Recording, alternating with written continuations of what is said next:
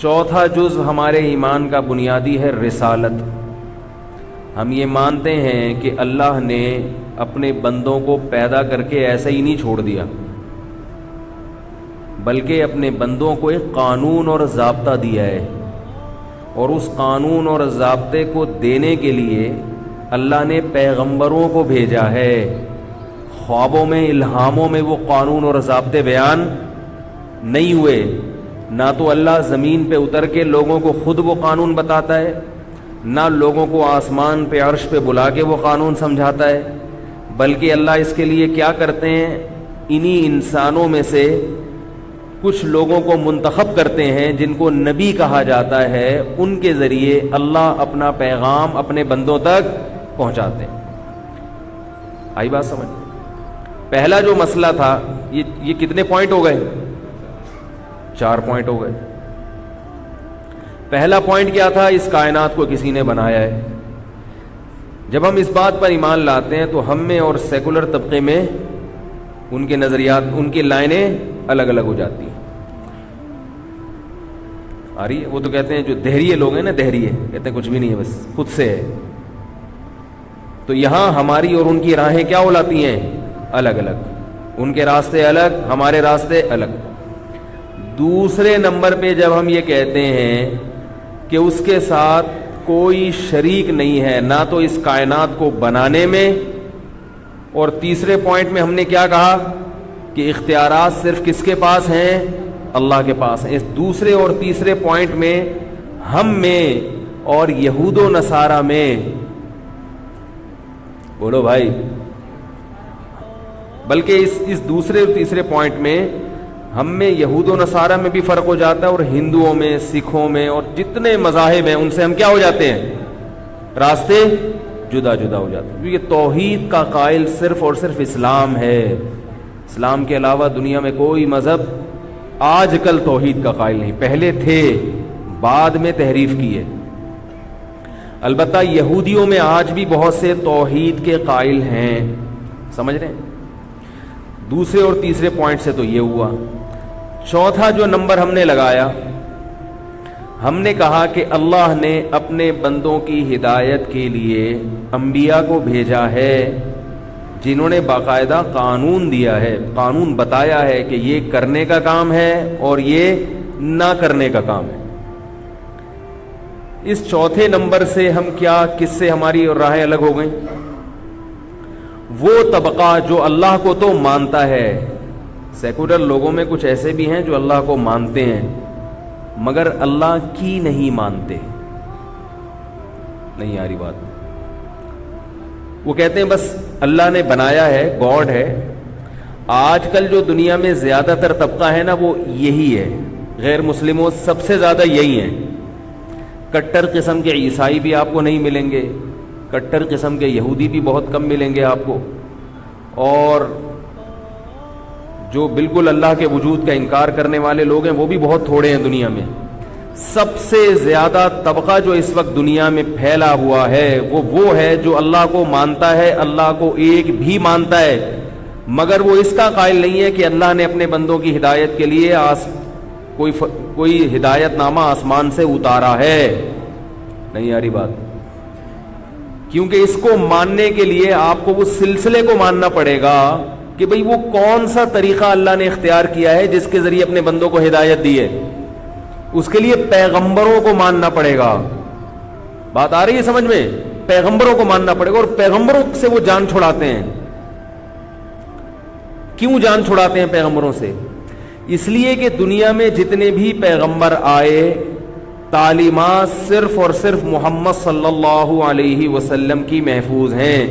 تو اگر آپ پیغمبروں کو مانیں گے تو لازماً آپ کو محمد صلی اللہ علیہ وسلم کو ماننا پڑے گا، کیونکہ محمد صلی اللہ علیہ وسلم کے مقابلے میں کوئی دوسرا شخص ہے ہی نہیں جو یہ دعویٰ کرتا ہو کہ میں اللہ کا نبی ہوں، اور اس دعوے کو دلائل سے ثابت بھی کر سکتا ہو، تعلیمات بھی پیش کر سکتا ہو.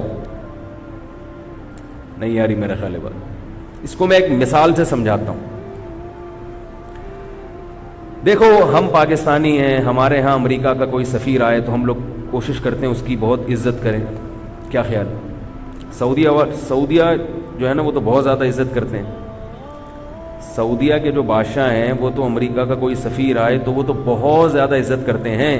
اتنی ہم کر نہیں سکتے, اتنی مہنگی مہنگی سونے کی تلواریں ہمارے پاس ہیں نہیں, لیکن کوشش ہماری بھی یہ ہوتی ہے کہ بھئی عزت دی جائے, کیونکہ جب محلے کا دادا جب بھی آئے گا آپ کے محلے میں, عزت اس کی بولو بھائی کرنی پڑے. کیا خیال ہے؟ سبھی کرنے. جو امریکہ کو گالیاں دیں صبح و شام, بھائی آپ جتنا مرضی کسی محلے کے دادا کو گالیاں دو, لیکن جب محلے میں آتا ہے تو آپ کو بھی عزت, کیا خیال ہے, کرنی پڑتی ہے. ایران بہت چیخ رہا ہے سعودی عرب کے خلاف کہ سعودی عرب نے اتنی عزت کی, اتنی عزت کی. ایران کا اپنا معاملہ آپ دیکھ لیں تو پتہ چلے گا کہ وہ کیا کر رہے ہیں. سمجھ رہے ہیں؟ تو جو محلے کا, اب پوری دنیا ایک محلہ فرض کر لیں, تو آج کل جو لیٹسٹ دادا محلے کا چل رہا ہے وہ کون چل رہا ہے؟ امریکہ چل رہا ہے.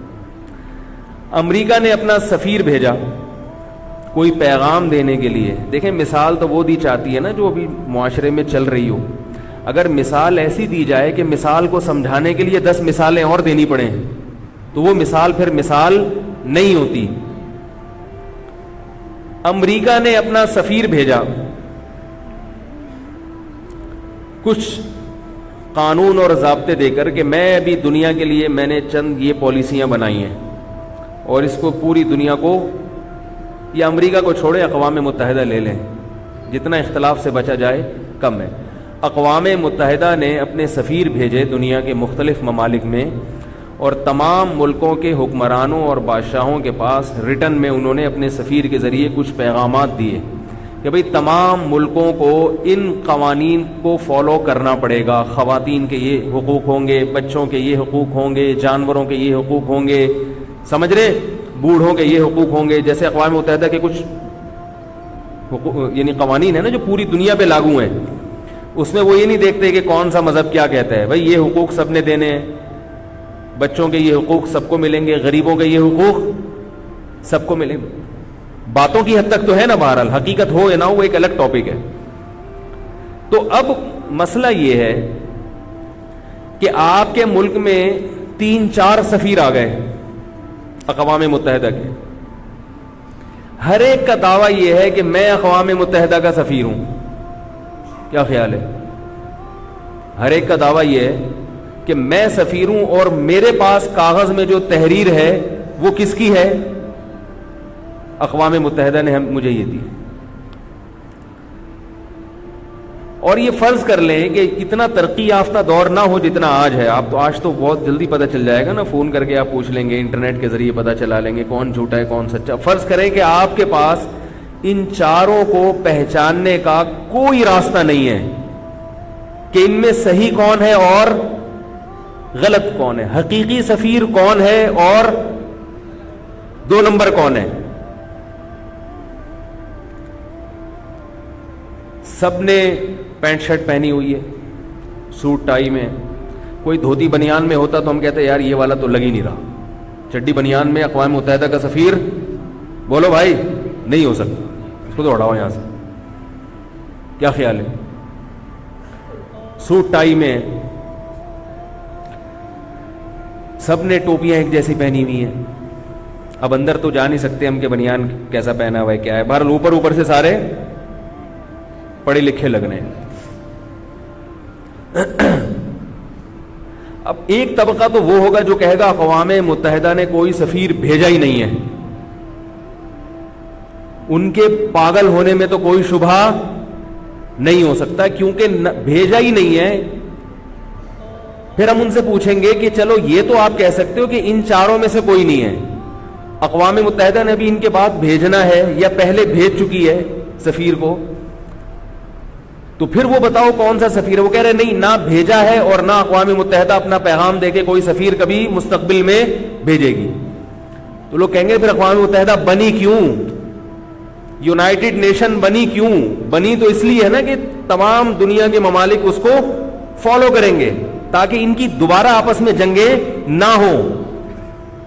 ارے بھائی جب کسی کو حکم بنایا جاتا ہے تو اس لیے بنایا جاتا ہے نا کہ اس کی بات مانی جائے اور ہمارے آپس میں جھگڑے نہ ہوں آپ نے حکم بنا لیا, اب حکم منہ سے کچھ بول ہی نہیں رہا ہے, نہ خود ڈائریکٹ آپ کو کچھ بتا رہا ہے اور نہ کسی کو نمائندہ بنا کے اپنا کوئی آرڈر آپ پہ لاگو کر رہا ہے, تو وہ حکم سے بہتر نہیں تھا کسی گدھے کو لا کے بٹھا دیتے وہاں پہ. آپ لوگ کی سمجھ میں نہیں آ رہا تو اقوام متحدہ کی سمجھ میں کہاں سے آئے گا؟ دیکھو اقوام متحدہ کیوں بنی ہے, مثال کو سمجھانے کے لیے پھر مثالیں دینی پڑ رہی ہیں, افسوس ہو رہا ہے اس پر. بھائی جنگ عظیم ہوئی نا, لڑائی آپس میں, تو بڑی بڑی طاقتوں نے بیٹھ کے سوچا کہ بھائی ایک تمام ملکوں کے اجتماع سے ایک یونائٹڈ نیشن بنائی جائے, اور اس کا کام کیا ہوگا, آئندہ جنگ نہیں چھڑنے دے گی, بڑے بڑے مسائل یہاں جائیں گے. یہی ہوا نا مقصد. تو اب وہ چپ چاپ بیٹھی رہے ساری زندگی, کوئی قانون سازی ہی نہ کرے, تو اس کا کوئی فائدہ ہوا؟ اور آسان مثال دیتا ہوں, 4 آدمیوں نے کے جھگڑے ہو رہے تھے, یا چھوڑے میاں بیوی کے جھگڑے ہو رہے تھے, اب سمجھ میں آئے گا انشاءاللہ. میاں بیوی کا جھگڑا ہو رہا ہے, قرآن نے بھی کہا کہ کسی تیسرے کو درمیان میں ڈالو, اگر آپس میں جھگڑے نہیں نمٹا پا رہے تو کسی تیسرے کو کیا کرو, حکم بناؤ, 2 کو بنا دو دونوں خاندانوں میں سے, وہ دونوں کی بات سنیں گے اور پھر کیا کریں گے, فیصلہ کریں گے. بھائی یہ غلطی کر رہا ہے, یہ صحیح کہہ رہا ہے, آپ تھوڑا سا اپنی سیٹنگ چینج کریں اور تھوڑی سی آپ اپنی سیٹنگ چینج کریں. بیوی کو بھی تھوڑا سا چینج کیا جائے گا, ادھر سے اس کی سیٹنگ تھوڑی سی چینج ہوگی, اور آپس میں کیا ہو جائے گا, سلو. اب مدعا دونوں نے بیان کر دیا اپنا, مگر جن کو حکم بنایا تھا وہ چپ بیٹھا ہوا ہے, بول ہی نہیں رہا. تو لوگ کہیں گے بھائی کچھ تو بولو, آپ کو کیوں بنایا ہے ہم نے؟ وہ کہہ رہے بس میں کیوں بولوں. اچھا آپ نہیں بول سکتے تو آپ اپنا نمائندہ کسی کو بنا دیں, کیا خیال ہے؟ بھائی کسی کو اپنا نمائندہ بنا دیں, وہ نمائندہ آپ کی طرف سے, جیسے عدالتیں کہتی ہیں نا فیصلہ محفوظ ہے, اب وہ چاہے جج پڑھ کے سنائے یا اس کا کوئی نمائندہ پڑھ کے سنا دے, فیصلہ بہرحال جج نہیں کرنا ہوتا ہے. تو حکم نے فیصلہ کیا, اب حکم فیصلہ سنائے گا نا, حکم نہیں سنا رہا. اقوام متحدہ نہ خود بول رہی ہے, نہ کسی کو اپنا سفیر بنا کے بھیج رہی ہے, نہ اپنا پیغام انٹرنیٹ پہ ڈال رہی ہے. تو جو شخص یہ دعویٰ کرے گا کہ اقوام متحدہ نے کسی کو سفیر ہی نہیں بنایا, تو یہ ایک بہت ہی احمقانہ قسم کا دعویٰ ہوگا کہ نہیں ہوگا؟ اس کے تو پاگل ہونے میں کوئی شبہ ہو ہی نہیں سکتا. بھائی یہ والے نہیں ہیں تو کوئی دوسرا سفیر بتاؤ نا, کوئی دوسرا ہوگا, یا انٹرنیٹ پہ کوئی اقوام متحدہ نے پیغام بھیجاؤ.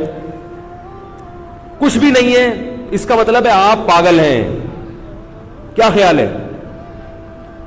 تو یاد رکھو, جو لوگ مانتے ہیں کہ اللہ ہے, اس کائنات کو بنانے والا ہے, مگر وہ یہ کہتے ہیں کہ نہ تو اس نے انٹرنیٹ پہ اپنا کوئی پیغام دیا ہے اپنے بندوں کی ہدایت کے لیے,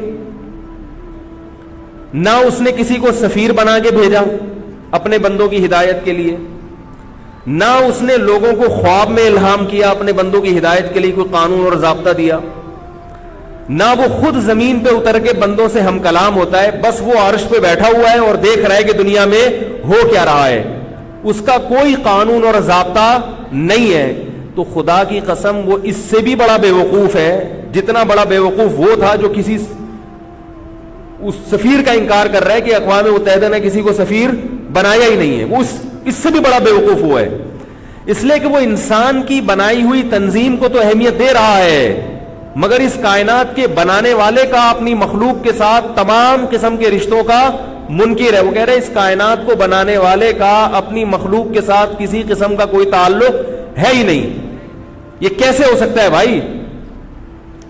اگر اللہ نے اپنے بندوں کی ہدایت کے لیے آسمان سے کچھ بھی نازل نہیں کیا, نہ خود بندوں سے ہم کلام ہوا, نہ کسی کو سفیر بنا کے بھیجا, نہ کوئی کتاب نازل کی, اس کا مطلب کیا ہوا؟ اللہ کا اپنے بندوں کے ساتھ کسی قسم کا کوئی ریلیشن, بولو نا بھائی, نہیں ہے. اس نے بنا کے پیدا کر کے چھوڑ دیا, جو مرضی کرو, خود ہی قانون بناؤ, خود ہی توڑو, خود ہی اس کو منسوخ کرو, خود ہی نیا قانون لے آؤ.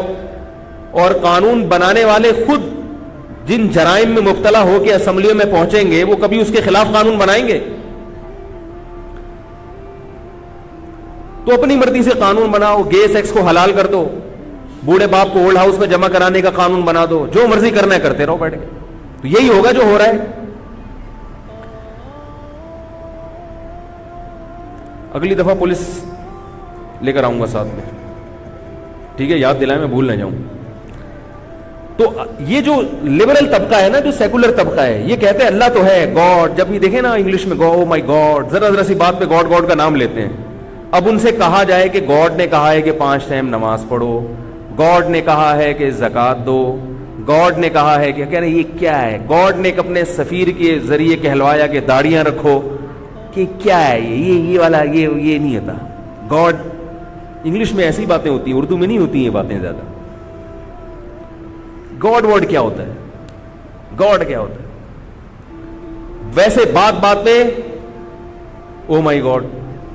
تو ایسا طبقہ دنیا, یہ مسلمانوں میں بھی ہے, شناختی کارڈ میں مسلم لکھا ہوا ہے, مگر جب ان کو کہا جائے کہ بھائی اللہ اس کے رسول کی اطاعت کرو تو وہ فوراً کس طرف آ جاتے ہیں, مولویوں کا بنایا ہوا دین ہمیں قبول نہیں ہے. مولوی کو درمیان میں گھسڑ دیں گے. مولوی یہ نہیں چاہیے بھائی, اتنا ایکسٹریم پہ نہیں جاؤ بھائی, اتنا زیادہ جو ہے نا بھائی. ٹھیک ہے سب لوگ عید کی نماز پڑھتے ہیں تو ہم بھی پڑھ لیں گے, کلچر ہے یہ, نماز پڑھ رہے ہیں. جمعے کی نماز اگر گھر میں پڑھے رہو گے, سب برا والا کہتے ہیں یار جمعے کے دن تو چلا جائے, اگر چلے جائیں گے. تو بھائی اگر کلچر کو فالو کرنا ہے تو لوط علیہ السلام کی قوم کا کلچر کیا تھا پتہ ہے آپ کو, سب کو پتہ ہے کیا تھا, تو بہت ہی گندا کلچر تھا. اس کا مطلب یہ ہوا کہ پھر وہ بھی تو کلچر ہی کو فالو کر رہے تھے نا. ان کا کلچر جتنی ان کو جس جرم کی اجازت دیتا تھا وہ جرم کر رہے تھے. ہمارا کلچر ہمیں نماز چھوڑنے کی اجازت دے دیتا ہے. اگر آپ آفس میں بیٹھے ہو نماز کے ٹائم پہ نماز نہ پڑھیں تو کوئی برا نہیں سمجھا جاتا اس کو. پڑھ لیں گے تو لوگ تھوڑا دم درود کروا لیں گے آپ سے, نہیں پڑھیں گے تو بھی کوئی برائی نہیں ہے. بلکہ روحانی علاج کے لیے ضروری ہے کہ نماز نہ پڑھتا ہو بندہ. جتنے بھی روحانی علاج والے ہیں نا, ان میں اکثریت نماز نہیں پڑھتی ہے. اکثریت جماعت سے تو پڑھے گی نہیں, وہ پتہ نہیں چھپ چھپا کے کہاں پڑھتے ہیں, آج تک کبھی کسی نے ان کو دیکھا. نماز کے مشورے ضرور دیں گے, آپ کو یہ ضرور کہیں گے کہ ہر نماز کے بعد یہ وظیفہ پڑھا کریں. تو حضرت جی آپ بھی کبھی پڑھ لیا کریں نماز, ایسا نہیں ہوتا. تو خیر جو بات میں سمجھانا چاہ رہا ہوں اللہ کرے میں سمجھا پاؤں.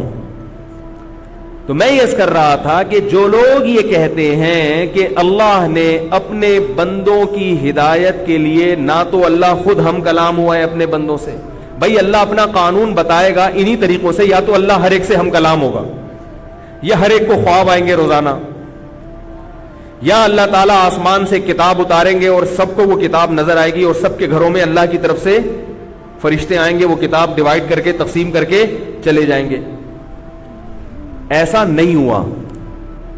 ایسا اگر ہوا ہوتا تو اس کا دعویٰ لوگ کرتے. ایک ہی راستہ رہ گیا ہمارے پاس, وہ کیا ہے, پیغمبروں کا راستہ, کہ اللہ نے انہی انسانوں میں سے اپنے بندوں کو منتخب کیا, ان کی سلیکشن کی, اور پھر فرشتوں کے ذریعے ان پر وحی نازل کی. کسی سے اللہ براہ راست ہم کلام ہوئے جیسے موسیٰ علیہ السلام سے, اور باقیوں سے اللہ تعالیٰ جبریل کے ذریعے رابطہ کرتے رہے, اور وہ پیغمبر ہم تک اللہ کا پیغام پہنچاتے رہے.